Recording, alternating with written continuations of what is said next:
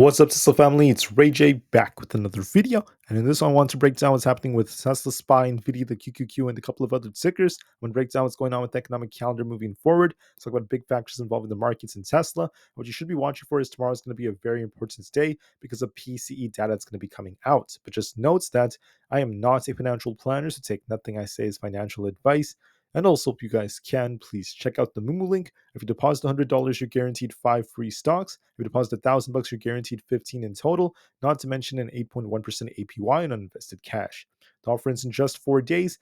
Anyways, for Tesla, we're holding up very, very well so far. We're still above our key support at this 250 area, very close to the 20 EMA. The question is, will we get a bounce from here, or are we about to get some kind of like rug pull? And this is going to be very dependent on the data that comes out for tomorrow. So I just want to focus on that first before I break down these charts and more information about them. So what's happening for tomorrow? Tomorrow is going to be Friday, September 27th, 2024. Please note that 1 hour before the market opens at 8:30 a.m. Eastern Standard Time, we have the PCE data report coming out. This is going to cause some high volatility, so get ready for that. And then at 10 o'clock a.m., we also have the Michigan Consumer Sentiment Report, which could also cause volatility. But the main thing for tomorrow is PC, so get ready for that. For PCE on the core side, month over month, we're expecting 0.2%. We're expecting core to basically be the same on both metrics, but for all items, it's a little bit different. For all items, PCE, we're expecting 0.1 to 0.2%. A slight decrease is most likely going to be expected. For PCE year over year, for all items, we're expecting uh, 2.3 to 2.4%, so a little bit of a decrease as well. And then finally, for core PCE year over year, we're expecting 2.6 to 2.7%. We're expecting it to be the same, if not even a tiny bit higher, could be still okay. But that's what we're anticipating for PCE. Now, what is PCE? It's another very important inflationary measure that the Fed tends to prioritize and has a tendency of being heavily dictated by CPI. So this is important because we could look at CPI. CPI already came out for August, and then the PC reports for tomorrow is going to be for the month of August as well. So that's going to give us some insights about how things are looking. So PCE is heavily dictated by CPI, and CPI is going to give us more information about it. When CPI came out the last time a couple of weeks ago, this was not bad. All items CPI was below expectations, not bad whatsoever, but core CPI was basically the same as before. So that's not perfect, it's not ideal, but it's still okay. So what's going to likely happen, in my opinion, is this. I think that PCE month over month and year over year for all items is going to be okay. Everything's going to be close to, if not below, expectations. I think core month over month is going to be fine as expected, but then for all items, not all items, sorry, for core year over year, we're expecting this to be basically the same, very, very flat. So I think most likely core is going to be a little bit on the flatter side, but then all items PC is going to be decent. And that could still help the market pump just like how it did for CPI. It still should be okay nonetheless. But I'm very confident that all items PC is going to be fine, but not as confident about core. That might be a little bit flat. What does this mean for the markets? Here's the answer. The reaction we get is going to be dependent on what the market kind of like prices in. Right now, we're expecting a 50-50 chance of us getting a 25 or 50 basis point cut from the Fed. If we get a decent PCE, if the data is below expectations and all metrics, this could actually dip a little bit, and then this one can start going up. What does that mean? That means the odds of us getting a 50 basis point cut could start going up, and the market could be anticipating the Fed to be even more lenient. But if the data is hot, if PCE is not the best, if it's hotter than expected, showing signs that inflation is still elevated, this could signify that this might actually start going up, and then this bar might start going down, giving us a higher probability, of the Fed giving us 25 basis points instead. So we'll be watching to see what this ends up doing. PCE affects the Fed's research, their data, and monetary policy, and that's why it's going to be affecting stocks like Tesla, stocks like SPY, and the others, and the broader markets. For more data, just know that right now the market is greedy. There's a lot of buyers still stepping in, defending Tesla, SPY, and the others. We're still at these extreme levels as the market's very elevated, near all-time highs. And then we also have the put to call option ratio, which is dipping right now as we're continuing to see buyers stepping in. The ratio is dipping from the last 5 days because a lot of puts have been closed and a lot of calls are being bought, and volatility remains neutral. Now, despite the fact that this is happening, this is just the 5-day average of puts and calls in the markets. That does not necessarily mean that tomorrow specifically is going to be dominated by calls just because a lot of calls are being bought and puts are being closed. because tomorrow we still have about 170, almost 180,000 of these calls expiring, and we have over 980,000 of these puts expiring. So that's going to be very important. I'm sorry, guys, we have 280,000 calls expiring and about 980,000 of the puts expiring. So that's a 3.54 put to call ratio. That is once again very significant because there's a lot of puts expiring. Will the market makers favor the shorts or will they favor the bulls? We'll just have to wait and see. Now, for earnings, Costco just had their reports. Unfortunately, they're down because they missed on revenue, despite the fact that earnings were okay. Just want to call this out. This is the most significant piece of earnings for the market, at least for the week. And their guidance was just so so. That's why Costco's down. Revenue is a small miss for them. Anyways, let's focus on Tesla now. What's happening with Tesla news? So, as far as Tesla goes, there's been a lot of talk from Wolf Research that Tesla might be delivering 460,000 vehicles in Q4 of 2024. That's not bad whatsoever. That's actually very close to what the consensus estimate happens to be. And they're expecting a growth of about 4 to 6%, which is not bad whatsoever. On top of this, they're saying that China could actually have a flat performance, but there's going to be lower volume in Europe, which is going to be compensated by China, and that the US should be fine for its sales. However, Barclays is saying that Tesla may be giving us about 470,000 instead, an 8% growth year over year. So we'll see which one it ends up being. That's very, very promising. Tesla's also sending out robotaxi unveiling invites for the big events. Very, very awesome stuff. Can't wait to see for the big events in just a couple of weeks. So, as a reminder, on October 2nd, we should be having deliveries coming out. Then October 10th should be the robotaxi event. Can't wait for that either. Tesla's volume is slowing down at about 66 million. So, they're not really dropping on high volume, it's just low volume selling. And then the short volume is still kind of like at these elevated levels. Finally, Piper Sandler gave Tesla an overweight rating, saying it's going to outperform the market. So is RBC Capital. They're giving Tesla an overweight rating. And then the price price ratio is still up. It's starting to slow down a bit as Tesla's losing a little bit of strength right now. And then Fridays tend to be green about 49% of the time. And we tend to see more volatility at 9 o'clock a.m. for Tesla and also 1 p.m. Eastern Standard Time. Just know that October does tend to be a weaker month for Tesla as it is for the entire market historically, but September does tend to be decent for them, and so far it's been decent for this share price. So that being said, what do I see at least for the markets moving forward? What is my prediction for Tesla and the others? Now I just want to focus on the charts from this point on. So just to be very frank, Tesla has dipped a bit as we hit some tough resistance, and now we're going to be watching to see what kind of reaction we get at these harder levels. So if Tesla ends up dipping, we're looking for 250 to 252 as our main support zone. If 250 fails us, we're looking for 248, followed by 244 as the main support. 244 is resistance becoming support as well. If we're bullish, you want to try to break past 256. If we break the high from today, not the high from today, but basically the high that we saw during the open hours, we could be looking for an attempt to get all the way back up for the 260 area all over again. So what's most likely going to happen? Like I said before, PCE for all items should be fine. Core may be a little bit flat, but that still favors that we could try to bounce. So as long as Tesla does not lose 250, I do favor that bounce, and we could be trying to make our way back up to 256 and then eventually closer to 260. I think a bounce is more favorable. It's more probable. So we'll see if that ends up being the case. But that's what I'm going to be looking out for Tesla moving forward. For others out there, we have SPY. Now, just like other, ETFs out there, we're actually holding our 20 EMA very nicely. When you zoom out of SPY, check this out, guys. We broke past the green at 20 EMA. We bounced off of it here, here, here, here, and here. So we're going to be watching this very carefully. If we hold 570 on SPY, we're looking for that rebound attempt. If we lose that, we're going to turn a little bit more bearish. So if we're bearish and PCE is bad tomorrow, we're looking for 570 and 568. If those fail, we're going to be dipping all the way down to about 565.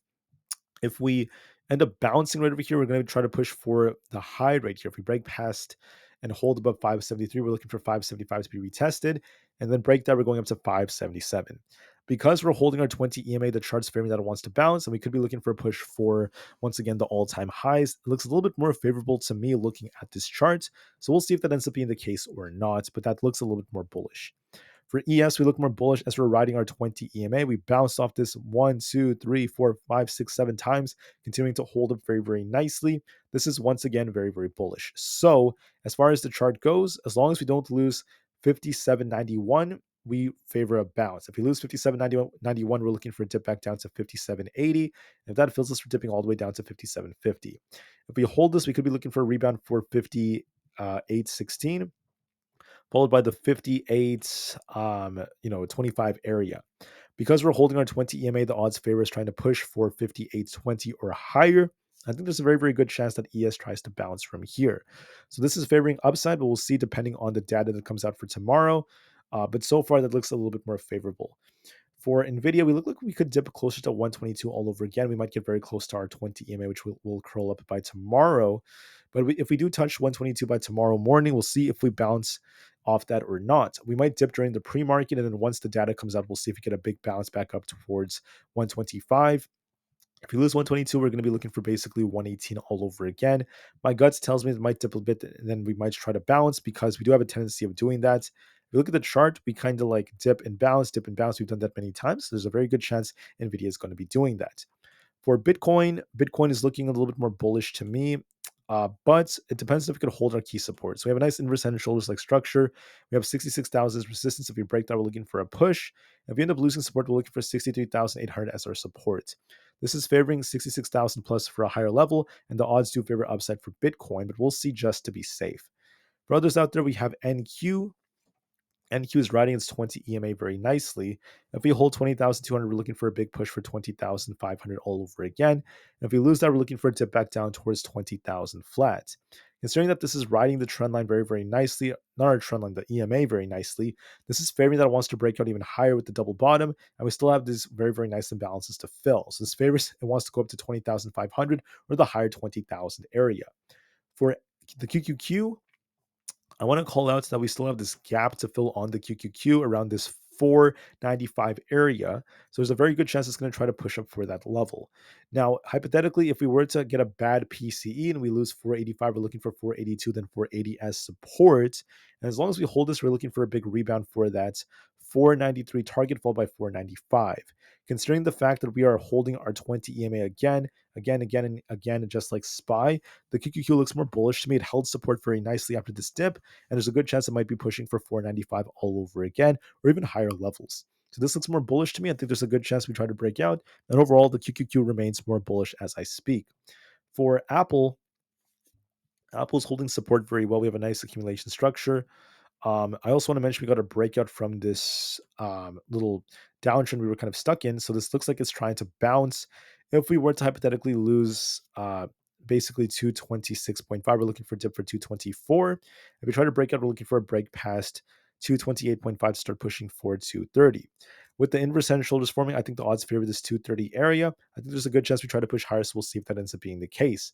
But overall, there is most definitely potential in this chart, in my opinion. For others out there, we have Palantir. Palantir's kind of range bound right here. If we lose 36.96, we're looking for a dip back down to 36 flat. If we hold this support, we could be looking for a push for 37.8 as well. As we're stuck in the middle, as long as we hold our 20 EMA, we favor a nice bounce for the 38 area to fill this imbalance. So the odds favor upside in my personal opinion. For others out there like Supermicro, we saw some bearish news come out, which caused us to dump, unfortunately, and this is once again looking a little bit weak. So with this happening, because of the fact that there's this big investigation happening by the Department of Justice, this may continue to dip. We're looking for 380 as our main supports. If that does not hold, we could be dipping lower. This might actually trump what happens tomorrow. If we hold 400, I'll be looking for 428. If we lose 400, we're looking for 380, then eventually 360. Maybe we pop a little bit thanks to PC, then we could be dipping back down. But overall, there could be a lot of bearish momentum remaining, and this could continue to dip, in my opinion. For Rivian, Rivian is holding up very, very well so far. If we hold 11, we're looking for a rebound for 11.7. And if we lose support right here, we're going to be dipping back down to 10.5. With this rebound in play, as long as we get a decent PC, we're looking for basically 11.5 area. So there's most definitely potential for this. So far, we're just shuffling right here. If we break past 7.85, we're looking for a push for $8. If we reject here, we're looking for it to dip back down towards 7.6. We're stuck in the middle, but there is potential for us to try to push for the $8 area. So we'll see if SoFi gets a bounce or not. For the IWM, we're also just range bound. So I just want to say that we are stuck between these levels. If we lose 218.5, we're looking for a big dip down here to fill the gap. And we could be dipping all the way down to the 217s. If we break 219.8, we could be pushing all the way up towards 221. We're completely stuck right now, not really doing much. So we're just waiting to see what happens tomorrow, if we break this or if we get a big rejection. For AMD is looking like it's a little bit more bullish. If we break 168, we're looking for the 170s. And if we end up losing support all the way down here around this 165 area, there could be a dip coming. The chart is technically favoring upside. It's still holding it very, very well, especially as we're getting good news and following the trend that Nvidia is on. So this might try to push for the 170 to 172 area. It has potential to go higher. So we'll see if that ends up being the case or not, but PC does favor that.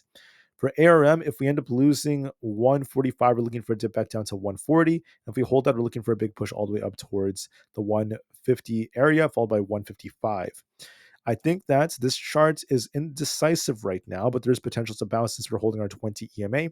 So the odds do favor us trying to go up to 152 than 155. We'll see if that ends up being the case depending on the data, but it looks more favorable to me looking at these technicals. Looking at Coinbase, we just made a very, very big move. We had some bullish news that came out. This was outperforming the market by a large extent. And they basically are looking for some very, very big reopenings very, very soon. I just want to say that this looks more bullish to me. If we break past 182.5, I'm going to be looking for this 185 target. I think we could get very close to that. If we reject off 180, we're looking for a dip back down to 175, followed by 172. Looking at the accumulation and the very, very bullish move on the 4 hour, we look more bullish and the odds are favoring the 185 area. So I think Coinbase has potential, so we'll see if that ends up being the case. But overall, it's doing a very, very good job. For Amazon, we're kind of in the middle right here. We have basically 192 as our resistance, and our support's at 190. If we lose 190 tomorrow after a rug pull, we're looking for 188. If we break 192, we could be pushing back up to 195. We're in the middle right now because we're very indecisive, so we'll see which way this goes. So give this the time it needs. For Meta is holding its support right here. So notice the last couple of weeks, we bounced off support, bounced off this, bounced off this, bounced off this. If we hold 563, this is going to try to rebound for basically the 574 area, then eventually try to push up higher. If we lose 563, we're going to be dipping back down towards 554. Because we're holding our 20 EMA, this is favoring the upside direction for the 570 plus targets. So it looks more bullish to me. For Microsoft, they look more bullish. If we manage to hold above 432, we're looking for a push for basically 435. And if we lose 432, we're going to be dipping back down to 429. I think this is favoring 434, so it looks quite nice. Google's doing a decent job. It's actually indecisive right now. We do have a head and shoulders like structure. If we were to lose 162, we're going to be dipping back down to the lower levels for a rug pull into the 160 area. If we break 165, we're looking for a big pump. We're kind of in the middle, so give this the time it needs, and we'll see where this ends up going. For the VIX, we're kind of bearish right now. This is not showing signs of bouncing yet. So as of right now, it's on the downtrend, kind of rejecting off its 20 EMA, which is the opposite of SPY. So this could continue to fall as the market continues to pump. The 10-year is going to make a big move depending on what's announced by PCE. So this is going to affect monetary policy, which in turn is going to end up affecting what ends up happening with the Fed's policies. And lastly, the dollar is also kind of indecisive right now. So it rejects off 101. This is what helped the market push.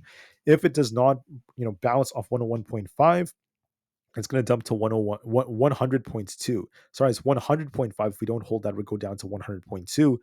So this could lead to more downside. It looks a little bit bearish right now, so this could favor upside for the markets. So we'll just have to wait and see. With that said and done, as far as Tesla goes, we're at a very, very key support, that 250 to 252 area, but we'll see if Tesla breaks through that or not. That's going to be very dependent on the PCE data. As you guys know, I am not some kind of genie or fortune teller. I don't always know what the data will give us for sure.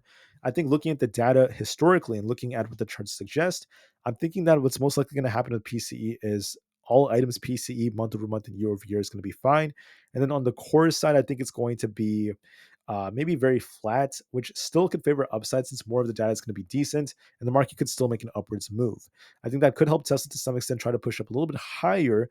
But like I said before, I'm not counting on a massive bounce on Tesla, just a little bit of a bounce that could be coming thanks to PCE. And we'll see how it ends up reacting towards that 258 to 260 area if we do get back up there. Let's hope Tesla does get that bounce, and we'll see how things end up going. With that being said, like I said before, I thank you all so much for listening. You guys are very, very special to me. I hope you guys have a good night, day, evening, wherever you guys are all over the globe. And I just want to say that the market's very tricky, okay? There's been a lot of days where we just dump really hard, rebound, and they're trying to make it very hard for retail. That's why it's very important to watch your levels and know kind of like the directions and the factors that kind of like affect the way the market ends up moving. So as far as Tesla goes, we're doing really well. Do not forget 2 main dates. Number one, October 2nd, we have the very important deliveries report coming out for Q3. And then we have the robotaxi event on 10/10, October 10th. So get ready for all of that. I thank you all one more time for listening. I'll be back tomorrow before the market opens to announce what happens with PCE data. Until then, take care and peace out.